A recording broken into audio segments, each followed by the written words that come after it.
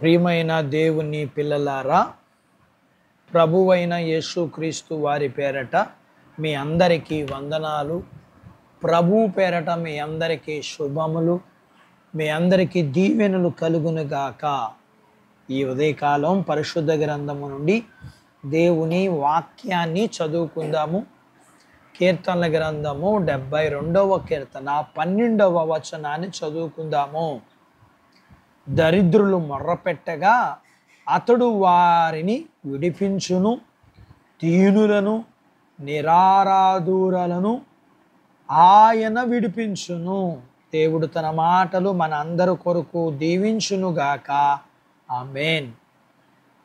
ప్రియమైన దేవుని పిల్లలారా, పేదవారు ప్రార్థించటం తప్ప ఏమీ చేయలేరు. వారి మొర్రను దేవుడు ఆలకిస్తాడు.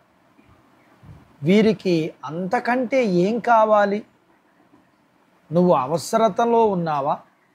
అయితే ఆలస్యం దేనికి? వెంటనే దేవునికి మొర్రపెట్టు. ఇది తెలివి గలవాళ్ళు చేసే పని సుమా. నీ స్నేహితుల దగ్గర చెప్పకు.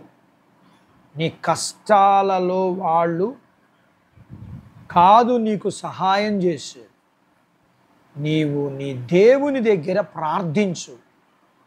అప్పుడు వాళ్ళు నీకు సహాయం చేసే సామర్థ్యం దేవుడు వారికిచ్చి, దేవుడు వారితో మాట్లాడి నీ మార్గాన్ని సరళం చేస్తాడు. పరిగెత్తేవానికి తిన్నని దారి ఎంతో సులువుగా ఉంటుంది. అందుకని నీవు కూడా ఇటు అటు వెళ్ళకుండా తిన్నగా దేవుని దగ్గరికి వెళ్ళు. మరి ఒక విషయం, నీకు సహాయం చేసే స్నేహితులు లేరు అని నీవు బాధపడుచున్నావా?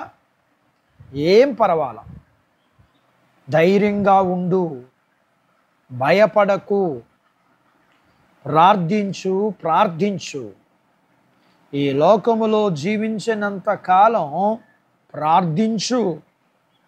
నీ తాత్కాలిక అవసరాల కోసం దేవుని మీద ఆధారపడు. ఎందుకంటే మనకు పరలోకం ఇచ్చిన దేవుడు తన బిడ్డల భౌతిక అవసరాల విషయమై జాగ్రత్త తీసుకునేవాడు కూడా. ఆయన నీ ఆత్మీయ అవసరాలు తీర్చేవాడు కూడా. నీకు ఆత్మీయ విడుదలనిచ్చి, ఆత్మీయ స్వతంత్రాన్నిచ్చి, అలాగే ఆత్మీయ వరాలు కూడా ఇచ్చి, ఆత్మీయ అనుభవాలను ఇచ్చిన దేవుడు మన దేవుడు ఐశ్వర్యవంతుడు సుమా. మనము ఎంత పేదవాళ్ళమైనా మన దేవుడు ఐశ్వర్యవంతుడు కాబట్టి మన అవసరాలు ఎన్నైనా ఆయన తీర్చగలడు. ఆయన మన కష్టాలలో ఎప్పుడు ఆయన మనలను విడవడు అని ఖచ్చితంగా నేను చెప్పగలను. ఆయన దగ్గరికి వెళ్ళి ఆయనను బ్రతిమలాడుకుందాం.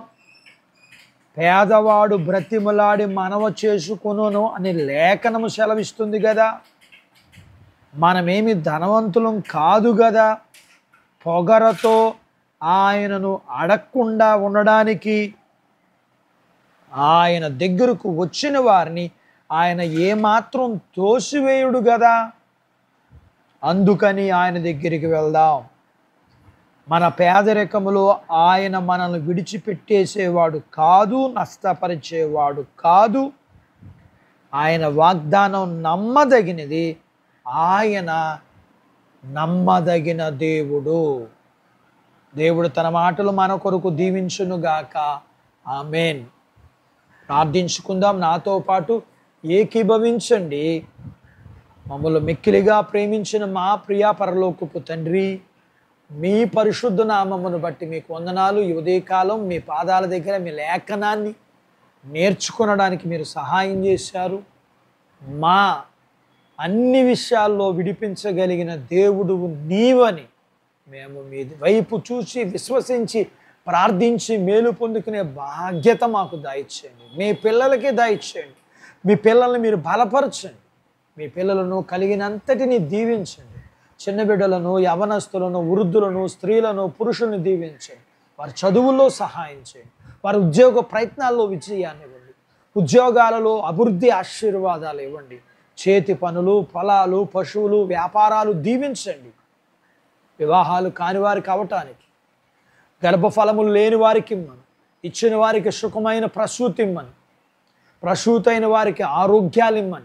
మీ పిల్లలను రుణాలు, సమస్యలు, బలహీనతలు, శత్రువుల నుంచి విడిపించి మీ పిల్లలను మీరు అన్ని విషయాల్లో ఆశీర్వదించమని యేసు ప్రభు వారి పేరట స్తుతించి ప్రార్థించి అడిగినవన్నీ పొందుకుని ఉన్నాము తండ్రి. ఆమేన్.